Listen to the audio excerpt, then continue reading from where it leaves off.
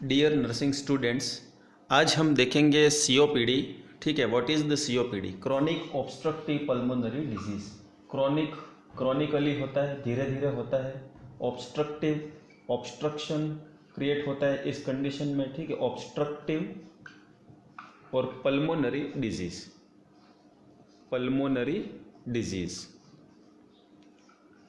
Okay, अब हम देखते हैं सीओपीडी का फुल फॉर्म क्या है। Chronic obstructive pulmonary disease. अब ये ऑब्स्ट्रक्शन कहाँ से आया? ठीक है, एक डायग्राम बनाएंगे हम। सपोज करो ये रेस्पिरेटरी ट्रैक है और रेस्पिरेटरी ट्रैक के अंदर यहाँ पर ऑब्स्ट्रक्शन आया। ठीक है, ये ऑब्स्ट्रक्शन जो है ये क्या आ गया? ऑब्स्ट्रक्शन आया, ऑब्स्ट्रक्शन। अब ये जो ऑब्स्ट्रक्शन है ये किन कारण से आया? या तो सिक्रीशन के कारण से। ठीक है, सिक्रीशन। ठीक है, जैसे कि म्यूकस हो गया, स्पुटम हो गया, या फिर नैरोविंग हो गया, नैरोविंग। अब नैरोविंग क्यों हुआ? इन्फ्लामेशन के कारण से।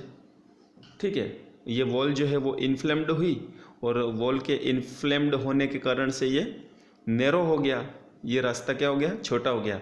तो या तो सिक्रीशन के कारण से या नैरोविंग के कारण से ऑब्स्ट्रक्शन इसके अंदर आया। यदि सिक्रीशन होते हैं तो सिक्रीशन किस चीज़ के होते हैं? म्यूकस के होते हैं। ठीक है, सिक्रीशन किसके होते हैं? म्यूकस के होते हैं। 1 सेकेंड।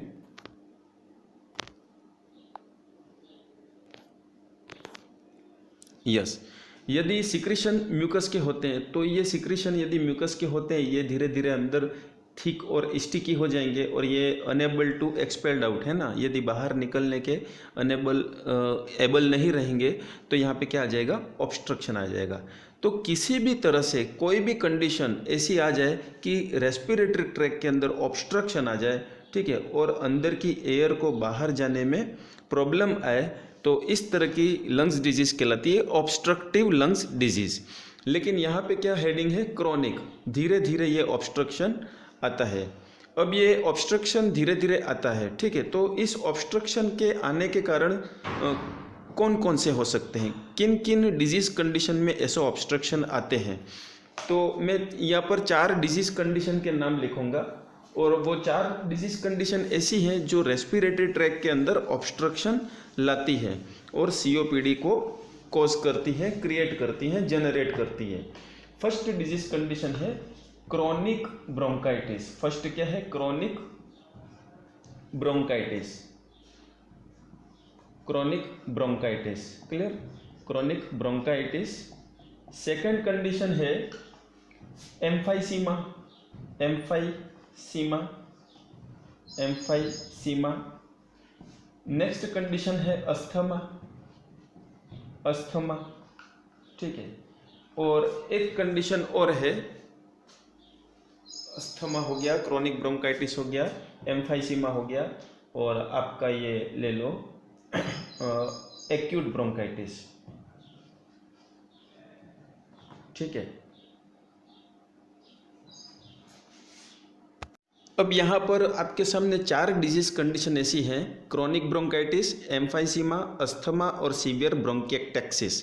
अब समझना 4 डिजीज कंडीशन कैसे मिलकर सीओपीडी बनाती हैं। मीन्स आपसे मैं ये कहना चाहता हूँ कि chronic bronchitis plus emphysema plus asthma plus severe bronchitis, इस तरह की डिजीज यदि एक पर्सन के अंदर पाई जाती है, मल्टीपल डिजीज़ पाई जाती हैं, तो ये कॉम्प्लेक्स जो है, ये कॉम्बिनेशन ऑफ दिस डिजीज़ जो है, ये कॉम्बिनेशन कहलाएगा क्रॉनिक ऑब्स्ट्रक्टिव पल्मोनरी डिजीज़।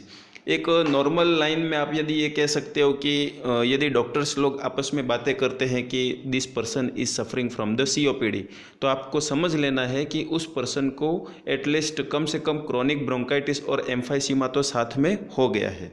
ठीक है, क्रॉनिक ब्रोंकाइटिस और एम्फाइसीमा तो साथ में हो गया है। तो मैं फिर से रिवाइज कर रहा हूँ, यदि किसी पर्सन के अंदर क्रॉनिक ब्रोंकाइटिस और एम्फाइसीमा साथ में होता है, ठीक है, और दोनों साथ में चल रहे हैं, तो उस कंडीशन को अपन कहेंगे क्रॉनिक ऑब्स्ट्रक्टिव पल्मोनरी डिजीज़। अब अपन यहाँ पर समझते हैं, डायग्राम के ज़रिए हम ये देखेंगे कि चारों कंडीशंस कैसे यहाँ पर हैं। एक डायग्राम के अंदर हम 4 कंडीशंस को समझेंगे। तो सपोज करो कि आपके रेस्पिरेटरी एयरवे है, और रेस्पिरेटरी एयरवे में हमने कुछ डिजीज़ पढ़ी थी। सबसे पहले लेते हैं अपन क्रोनिक ब्रोंकाइटिस। क्रोनिक ब्रोंकाइटिस क्या है? तो पिछली क्लासेस में मैंने आपको बताया था कि ब्रोंकियल जो है इनके इन्फ्लामेशन के कारण से जो नैरोविंग आएगी, म्यूकस प्रोडक्शन होगा, कफ प्रोडक्शन होगा और गैस एक्सचेंज रिड्यूस हो जाएगा। ठीक है, ये कंडीशन क्या कहलाती है? Chronic bronchitis. यदि ये कंडीशन चाहे ये इन्फेक्शन के विरोध में हुई है या फिर एलर्जी के विरोध में हुई है, ठीक है, या फिर इरिटेशन के विरोध में हुई है, यदि यहाँ पे ब्रोंकियल में इन्फ्लामेशन हुआ है तो वो यदि धीरे धीरे हुआ है तो क्रोनिक ब्रोंकाइटिस कहलाता है। दूसरी कंडीशन पिछली क्लासेस में मैंने आपको बताया था एम्फाइसीमा। एम्फाइसीमा क्या है? तो एम्फाइसीमा के लिए हम यहाँ पे स्पेस नहीं होने के कारण से यहाँ बनाएंगे। एम्फाइसीमा में क्या है कि एल्वियोलाई जो हैं, ये एल्वियोलाई फोर्सफुली कॉन्ट्रैक्ट नहीं हो पाते हैं। ठीक है, फोर्सफुली कॉन्ट्रैक्ट नहीं हो सकते हैं। क्यों? क्योंकि यहाँ पे क्या है, यहाँ पे इलास्टिक नेटवर्क के डैमेज होने के कारण से एम्फाइसीमा हुआ है, और जो एयर सेक हैं, जो एल्वियोलाई हैं, एल्वियोलाई की डिजीज कंडीशन थी एम्फाइसीमा, जो मैंने पिछली क्लासेस में बताया है। तीसरी अपन लेते हैं अस्थमा। अस्थमा क्या है? तो airway, asthma is related to the airway obstruction. आपके अपर रेस्पिरेटरी ट्रैक से लगा के लोअर रेस्पिरेटरी ट्रैक में यदि कहीं पर भी इन्फ्लामेशन आता है, ऑब्स्ट्रक्शन आता है, ठीक है, और ब्रीदिंग में प्रॉब्लम आती है, तो इस पूरे एयरवे को यदि इन्फेक्ट करने वाली कंडीशन है तो वो कौन सी है? अस्थमा है।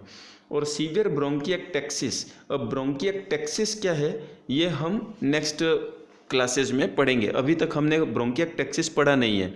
3 डिजीज कंडीशन पढ़ी है और चौथी कंडीशन हम डिस्कस करने बाकी है, ब्रोंकिएक्टेक्सिस। इसको हम नेक्स्ट क्लासेस में देखेंगे। मैं यहाँ पर ये बताना चाह रहा हूँ कि क्रोनिक ब्रोंकाइटिस, एम्फाइसीमा, अस्थमा और सीवियर ब्रोंकाइटिस, इस तरह की कंडीशन यदि एक साथ आती हैं, या ये भी हो गया, ये भी हो गया, ठीक है, अस्थमा भी हो गया, इस तरह की कंडीशन यदि रेस्पिरेटरी ट्रैक में एक साथ आती है, इसका मतलब ये हुआ कि ये डिजीज कंडीशन धीरे धीरे बढ़ती जा रही है और इसमें और रेस्पिरेटरी डिसऑर्डर इसमें जुड़ते जाते हैं। तो धीरे धीरे ऑब्स्ट्रक्शन इसका बढ़ रहा है, और ये ऑब्स्ट्रक्शन बढ़ने के कारण से जो साइंस एंड सिम्टम है, एबनॉर्मल साइंस एंड सिम्टम है, वो क्या हो जाएंगे? बढ़ जाएंगे। धीरे धीरे बढ़ेंगे लेकिन बहुत ज़्यादा बढ़ जाएंगे, और इसी कारण से ये कंडीशन क्या हो जाती है? लाइफ थ्रेटनिंग कंडीशन हो जाती है, जानलेवा बीमारी के रूप में बदल जाती है। और इसीलिए इस पर्टिकुलर कंडीशन को अपन कहते हैं क्रोनिक ऑब्स्ट्रक्टिव पल्मोनरी डिजीज। अब हम देखते हैं कि इंट्रोडक्शन में क्या लिखा जाए। ठीक है, इंट्रोडक्शन में क्या लिखा जाए? तो sir, chronic obstructive pulmonary disease is a combination of the acute COPD. First point हम ये लिख सकते हैं इंट्रोडक्शन। इंट्रोडक्शन में फर्स्ट पॉइंट लिख सकते हैं कि इट इज कॉम्प्लेक्स ऑफ या कॉम्बिनेशन ऑफ क्रोनिक ब्रोंकाइटिस, ठीक है, plus emphysema. Chronic bronchitis and emphysema, specially chronic bronchitis और emphysema, specially most of cases में ये 2 केसेस अपने को ज़्यादा मिलते हैं। मोस्ट ऑफ जो सीओपीडी के केस हैं उसमें ये 2 डिजीज तो आपको मिलेगी ही मिलेगी, क्रोनिक ब्रोंकाइटिस और एम्फाइसीमा। सेकेंड पॉइंट आप ये लिख सकते हो कि it is chronically progressive disease. ठीक है, इट इज क्रोनिकली धीरे धीरे, क्रोनिकली प्रोग्रेसिव बढ़ने वाली, chronically progressive disease. Okay. Third point आप लिख सकते हो कि इसमें जो साइंस एंड सिम्टम है, ठीक है, साइंस एंड सिम्टम जो है वो ठीक वैसे ही रहते हैं जैसे इनके अंदर रहते हैं। मीन्स क्रोनिक ब्रोंकाइटिस में आपने जो साइंस एंड सिम्टम देखे, एम्फाइसीमा में जो साइंस एंड सिम्टम देखे, वो सारे साइंस सिम्टम इसके अंदर मिलेंगे। लेकिन इंट्रोडक्शन पोर्शन के अंदर हम खाली इतना लिखेंगे कि alteration in the lung function. जो साइंस एंड सिम्टम है उसको डिटेल हम लिखेंगे क्लिनिकल फीचर्स की हेडिंग में। तो यहाँ पर लिखेंगे कैरेक्टराइज्ड बाय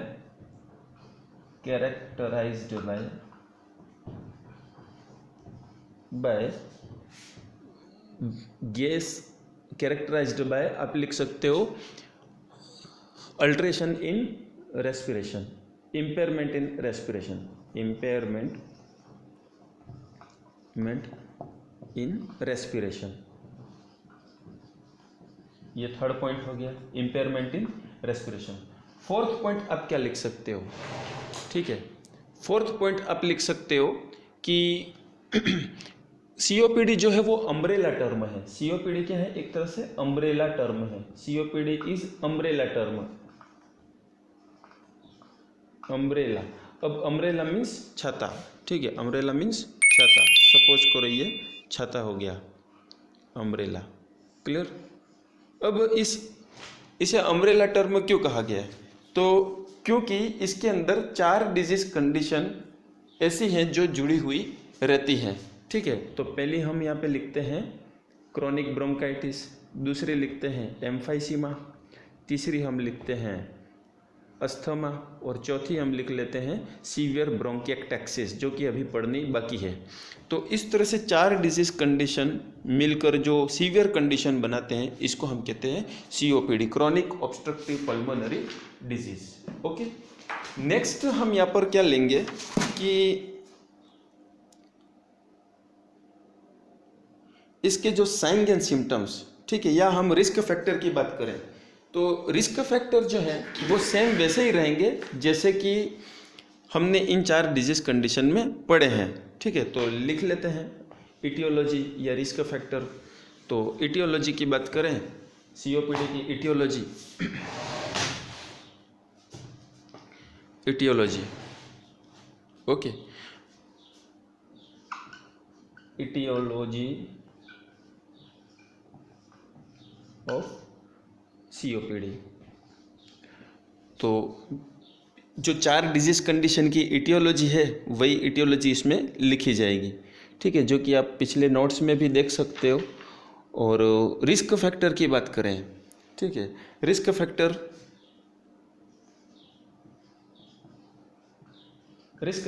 क्या क्या हो सकते हैं। तो रिस्क फैक्टर के लिए आपको ध्यान रखना है, जैसे कि cigarette smoking first risk factor. Second risk factor आपका हो सकता है पैसिव स्मोकिंग। पैसिव स्मोकिंग का क्या मतलब है, पैसिव स्मोकिंग मीन्स आप स्मोकिंग नहीं कर रहे हो, लेकिन आपके पास वाला स्मोकिंग कर रहा है और वो स्मोकिंग के जो स्मोक है वो बाहर छोड़ रहा है और आप रेस्पिरेशन के थ्रू अंदर ले रहे हो, तो ये कहलाता है पैसिव स्मोकिंग। सिगरेट आपके हैंड में नहीं है, फिर भी उसका स्मोक आपके नेजल ट्रैक में जा रहा है, तो that is called passive smoking, clear.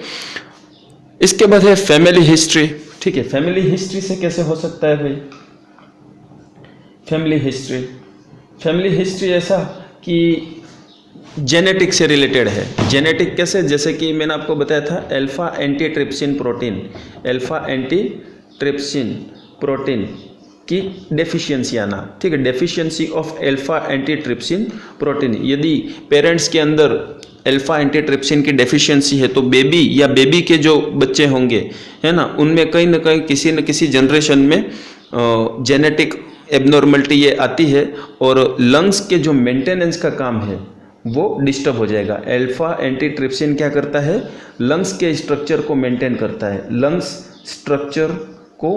करता है, लेकिन जेनेटिकली यदि आपको ये गिफ्ट के रूप में मिला नहीं है तो आपके लंग्स मेंटेन नहीं हो पाएंगे और जल्दी से इन्फेक्शन कैच करेंगे। नेक्स्ट है ऑक्यूपेशनल एक्सपोजर, ठीक है। इस तरह से नेक्स्ट रिस्क फैक्टर की बात करें अपन, ऑक्यूपेशनल एक्सपोजर।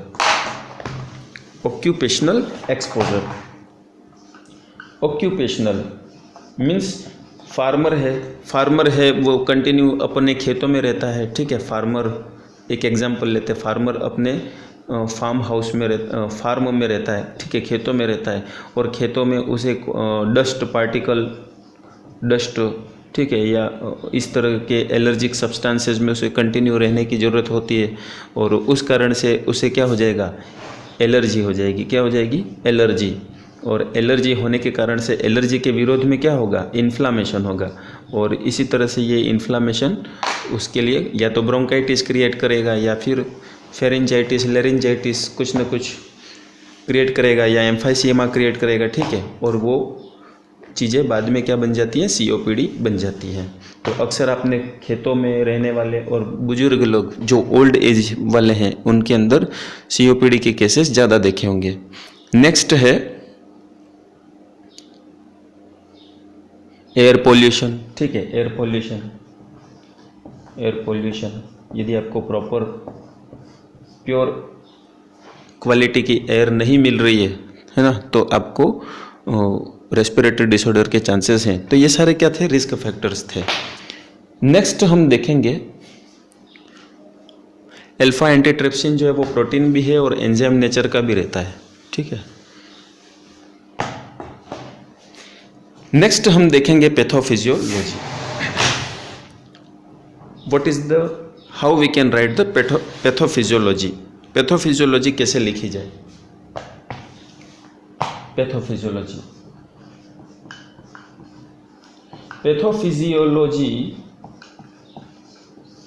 कुछ नहीं है, सारी चीज़ें सब सेम टू सेम है, क्योंकि क्रोनिक ब्रोंकाइटिस और COPD से ही होती हैं ये चीज़ें, ठीक है, और उनकी जो पैथोफिजियोलॉजी है यही इनकी पैथोफिजियोलॉजी होगी। फिर भी आपको शॉर्ट फॉर्म में लिखना है तो सबसे फर्स्ट लाइन आप लिखोगे due to aetiological factor, due to aetiological factor. अब इटियोलॉजिकल फैक्टर कुछ भी हो सकते हैं, स्मोकिंग हो सकता है, जेनेटिक फैक्टर हो सकता है, डस्ट पोल्यूशन हो सकता है, इरिटेंट्स हो सकते हैं, टॉक्सिक एजेंट हो सकते हैं, एयर पॉइजन हो सकता है, ठीक है। सेकेंड पॉइंट, यदि इटियोलॉजिकल फैक्टर आते हैं तो it affects the ciliary cleaning the mechanism of respiratory tract. आपके जो रेस्पिरेटरी ट्रैक हैं इसके अंदर सीलिया रहते हैं, छोटे छोटे सीलिया रहते हैं, और इन सीलिया का काम क्या रहता है, म्यूकस प्रोडक्शन, स्पुटम प्रोडक्शन को बाहर निकालने का काम रहता है। किसका काम, इन सीलिया का काम। लेकिन अब जो सिगरेट स्मोकिंग करते हो, ठीक है, तो सिगरेट स्मोकिंग का जो स्मोक है ये स्मोक आपके सीलिया को क्या करेगा, डैमेज करेगा, और सीलिया यदि डैमेज हो जाएंगे तो म्यूकस और फॉरेन मटेरियल बाहर नहीं जा पाएगा, क्योंकि सीलिया डैमेज हो गए हैं। और इसी कारण से सीलियरी क्लीनिंग मैकेनिज्म जो है उसका क्या हो जाना, अफेक्टेड हो जाना, ठीक है, डैमेज हो जाना। तो इसीलिए अपन यहाँ पे लिखेंगे affected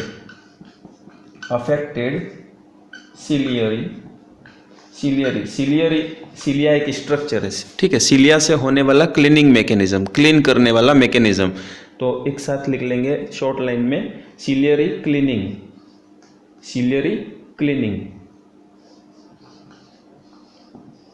affect ciliary cleaning mechanism, ठीक है, mechanism of respiratory tract, respiratory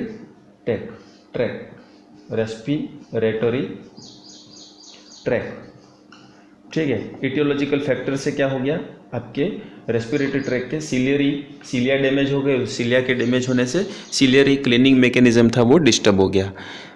next क्या होगा, air flow is obstructed and become trapped behind the obstruction. इस कारण से एयर फ्लो क्या हो जाएगा, रेस्पिरेटरी ट्रैक है, ठीक है, इसमें सीलिया थे जो नॉर्मली काम कर रहे थे, म्यूकस प्रोडक्शन हुआ, म्यूकस तो यहाँ पे रहता है, अब सीलिया के डैमेज होने से म्यूकस तो यहाँ पे इकट्ठा हो जाएगा, ऑक्यूमुलेट हो जाएगा, और एयर को बाहर निकलने में क्या हो जाएगा, ऑब्स्ट्रक्शन आएगा, ठीक है, एयर को बाहर निकलने में ऑब्स्ट्रक्शन आएगा।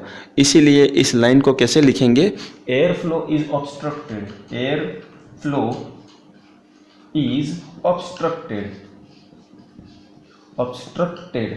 ठीक है। यदि आपको पढ़ाने की जो स्पीड है ज़्यादा लग रही है तो आप वीडियो के साइड में, है ना, राइट साइड में नीचे की तरफ या ऊपर की तरफ देखोगे वर्टिकल डॉट आते हैं। यदि आप मोबाइल में देख रहे हो तो राइट साइड में ऊपर की तरफ वर्टिकल डॉट आते हैं, इस तरह से 3 वर्टिकल डॉट होंगे, और इसको आप टच करोगे तो उसमें स्पीड को आप कम ज़्यादा कर सकते हो। अभी मैं नॉर्मल स्पीड में चल रहा हूँ, इस स्पीड को आप हाफ भी कर सकते हो, और हो सकता है आपको जल्दी से समझ में आ रहा है, आप स्पीड में देखना चाहते हो तो आप इसको स्पीड में भी देख सकते हो।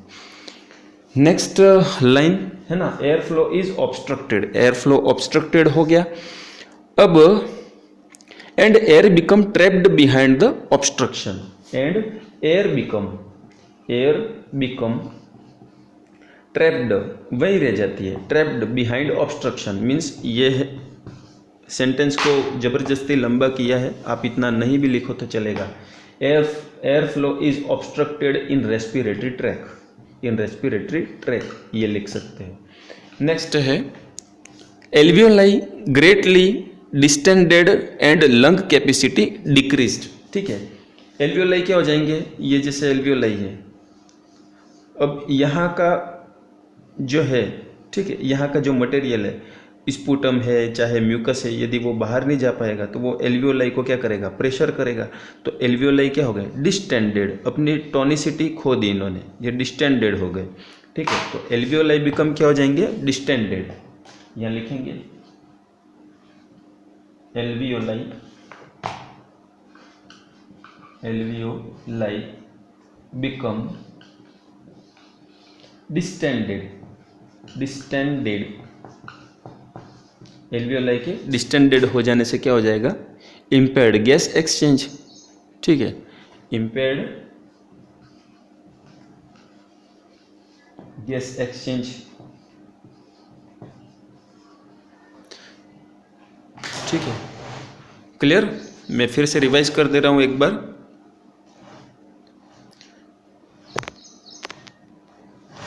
फर्स्ट में हम लेंगे pathophysiology due to aetiological factors.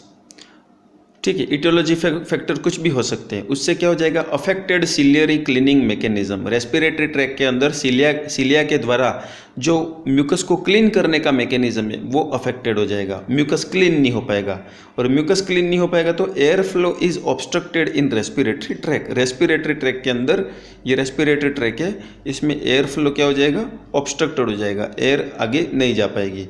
Alveoli become distended, तो यही एयर क्या करेगी, डिस्टेंडेड एल्वियोलाई पर प्रेशर करेगी और एल्वियोलाई बिकम डिस्टेंडेड हो जाएंगी। और एल्वियोलाई का काम क्या रहता है, गैस एक्सचेंज का काम रहता है।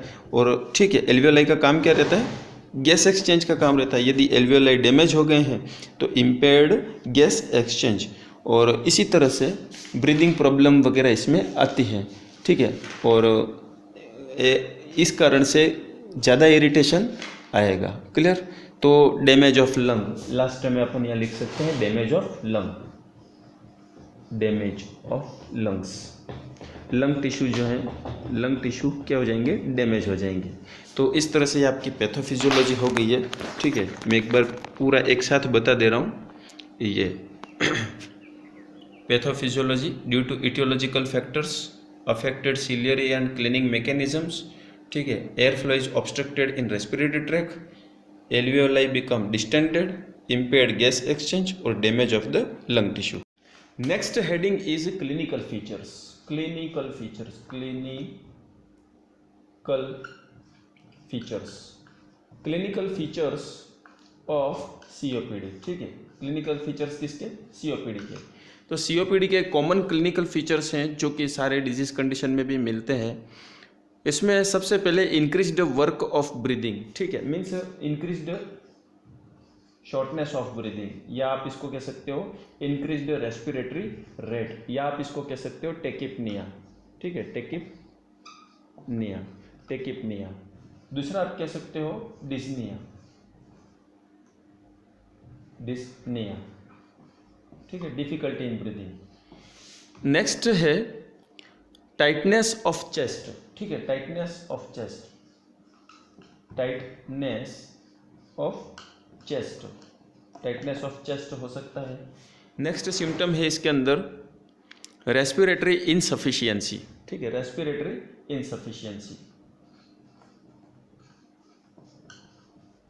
इनसफिशियंसी, इम्पेयर्ड गैस एक्सचेंज होने के कारण से रेस्पिरेशन जो है वो इनसफिशियंट हो जाएगा।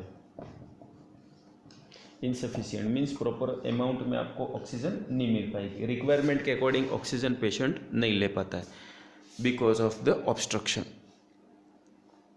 और आप साथ में लिख सकते हो इसके अंदर डिक्रीज्ड एक्सरसाइज टॉलरेंस, है ना, रिड्यूस्ड या डिक्रीज्ड एक्सरसाइज टॉलरेंस, पेशेंट ज़्यादा एक्सरसाइज टॉलरेट नहीं कर सकता है क्योंकि उसे क्या है, रेस्पिरेशन की प्रॉब्लम है। एक्सरसाइज करेगा तो O2 डिमांड बढ़ जाएगी जिसको वो फुलफिल नहीं कर पाएगा। नेक्स्ट है प्रोलॉन्ग एक्सपायरेशन मीन्स एक्सपायरेशन जो है, छोड़ने वाली जो सांसें है वो लंबी रहती है, पर ज़्यादा सिम्टम्स आपको ज़रूरत नहीं है याद करने की, इतने सिम्टम काफ़ी हैं, ठीक है।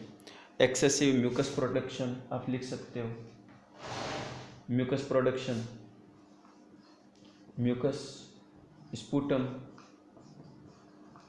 और प्रोडक्शन, ठीक है, म्यूकस और स्पूटम प्रोडक्शन।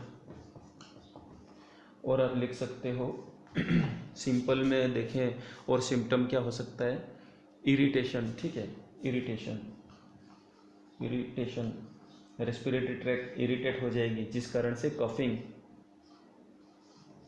कफिंग, ठीक है। एक चीज़ और बताता हूँ मैं, hoarseness of voice, hoarseness, hoarseness during breathing, during breathing, इसका मतलब ये है, हॉर्सनेस ड्यूरिंग ब्रीदिंग का मतलब ये है कि आपके रेस्पिरेटरी ट्रैक में यदि म्यूकस प्रोडक्शन हो गए हैं और उस कारण से यदि उस कंडीशन में यदि आप इन्हेलेशन एंड एक्सेलेशन करते हैं तो ये जो एयर का मूवमेंट है, ये आपके पार्शियल ऑब्स्ट्रक्शन में से जब एयर का मूवमेंट जाएगा, जब म्यूकस और कफ में से गुजरता हुआ जब एयर या वाइंड जाएगी तो ये क्रैकल साउंड बनाता है। क्या बनाता है? Crackle sound.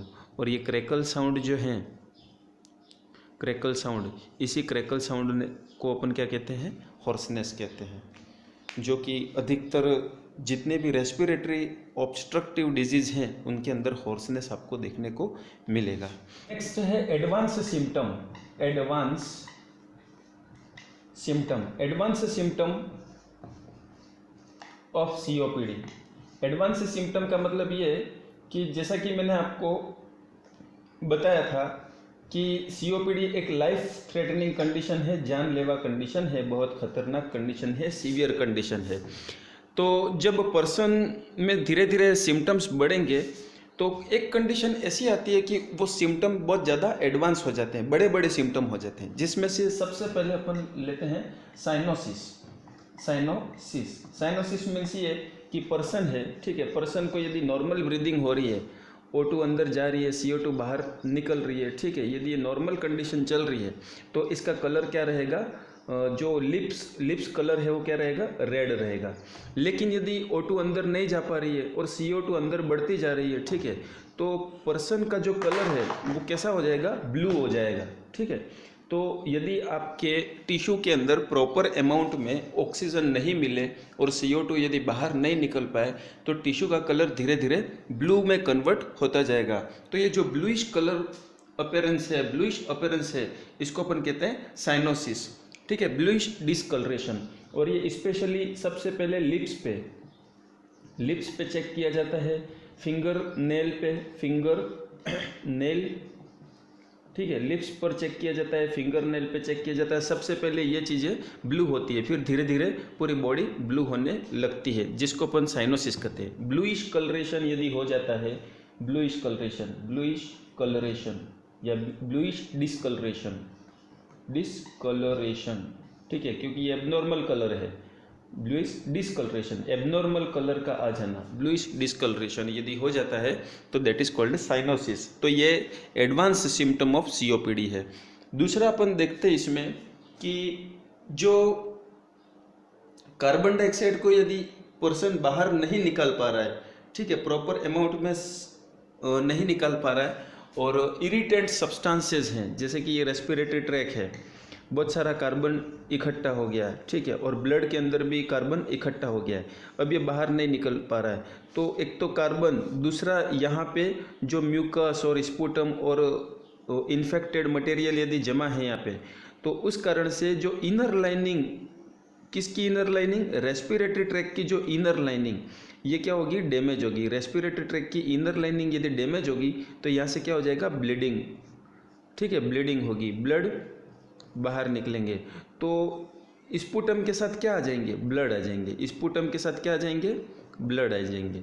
यदि स्पूटम के साथ ब्लड आते हैं या कफिंग विथ ब्लड, ठीक है, कफिंग विथ ब्लड, स्पूटम, यदि पर्सन स्पूटम निकाल रहा है और साथ में ब्लड आ रहे हैं तो उसको अपन कहते हैं हीमोप्टाइसिस, हीमोप्टाइसिस, टाइसिस। टाइसिस का मतलब है वो स्पुटम, और हीमो का मतलब है ब्लड। स्पुटम के साथ ब्लड का भी बाहर निकलना। एक सीवियर कंडीशन ऐसी आ जाती है, सीओपीडी के अंदर एक ऐसी सीवियर कंडीशन आ जाती है कि स्पुटम के साथ भी क्या होता है, ब्लड बाहर निकलते हैं। इस पर्टिकुलर कंडीशन को अपन कहेंगे हीमोप्टाइसिस। ठीक है, नेक्स्ट थर्ड कंडीशन आती है इसके अंदर, हार्ट बर्निंग। हार्ट बर्निंग, और ये इसलिए होता है क्योंकि next heading is diagnostic evaluation. ठीक है, diagnostic evaluation of COPD. Lung function test करते हैं जिसको अपन स्पायरोमेट्री भी, इंसेंटिव स्पायरोमेट्री कहते हैं। ठीक है, जो मैंने आपको प्रीवियस क्लासेस में बताया था एम्फाइसीमा की कंडीशन में। सेकेंड है ABG analysis. Okay, ABG analysis कैसे करते हैं मैंने आपको डिटेल बताई थी। Chest X ray, CT scan, pulse oximetry, alpha A1 antitrypsin level, ये चीज़ें चेक करते हैं। तो ये सब सारी क्या है, कॉमन टेस्ट हैं।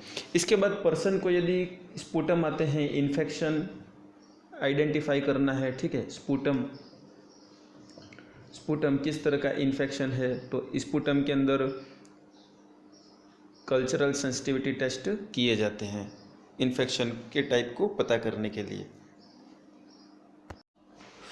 सो dear students, management of COPD. ठीक है, सीओपीडी का ट्रीटमेंट क्या है, तो सबसे पहले हम नॉन फार्मेकोलॉजिकल मैनेजमेंट की बात करें। ठीक है, नॉन फार्मेकोलॉजिकल, तो नॉन फार्मेकोलॉजिकल मैनेजमेंट के अंदर आपको पहला सिगरेट स्मोकिंग, ठीक है, स्मोकिंग सीजेशन, स्मोकिंग स्टॉप करनी होगी, स्मोकिंग स्टॉप करनी होगी।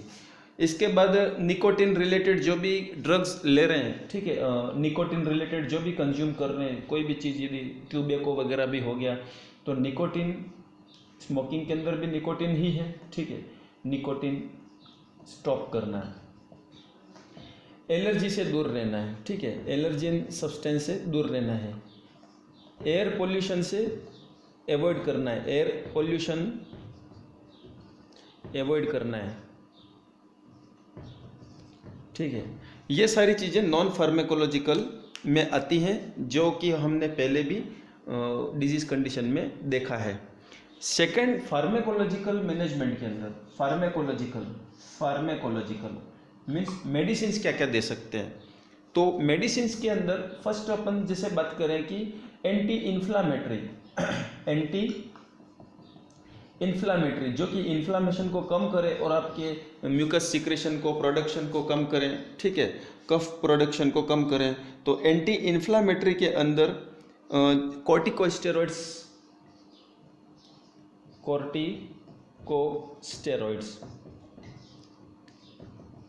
ओके। एंटीबायोटिक यदि दें तो कौन कौन से एंटीबायोटिक्स चलते हैं। एंटीबायोटिक में जैसे कि ट्राइमेथोप्रिम, सल्फामेथोप्रिम। ठीक है,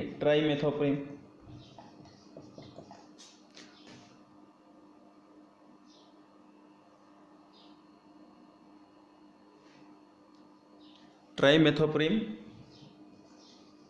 सल्फामेथोप्रिम,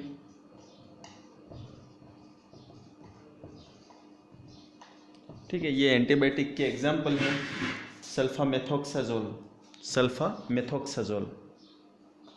थोक्सेजोल, ये एंटीबायोटिक के एग्जाम्पल है।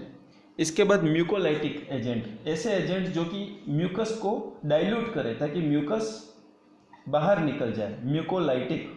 ठीक है, mucolytic to liquefy the mucus, mucus को लिक्विफाई करने के लिए। म्यूकोलाइटिक का एग्जाम्पल एन एसिटाइल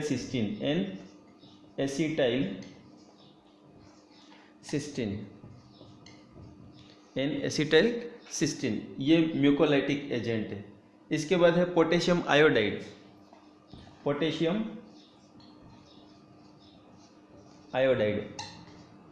ये म्यूकोलाइटिक एजेंट है। ठीक है, इस तरह से एक और दो एग्जाम्पल काफ़ी है म्यूकोलाइटिक के लिए। नेक्स्ट है इम्यूनाइजेशन। इम्यूनाइजेशन कैसे देना है, वैक्सीनेशन देके। इम्यूनाइजेशन ठीक है, जैसे कि बचपन में ही मीजल मम्स के वैक्सीन्स लग जाते हैं, वैक्सीनेशन। और स्पेशली रेस्पिरेटरी के लिए कौन सा वैक्सीनेशन लगता है? न्यूमोकोकल का वैक्सीन। ठीक है, न्यूमोकोकल वैक्सीन। ओके, इसके बाद ब्रोंकियोडायलेटर की बात करें। ब्रोंकियोडायलेटर्स, ठीक है, ब्रोंकियोडायलेटर। तो ब्रोंकियोडायलेटर कौन सा देंगे?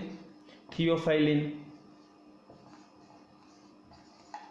इटियोफाइलिन। और ये है आपके nursing diagnosis for the patient with COPD।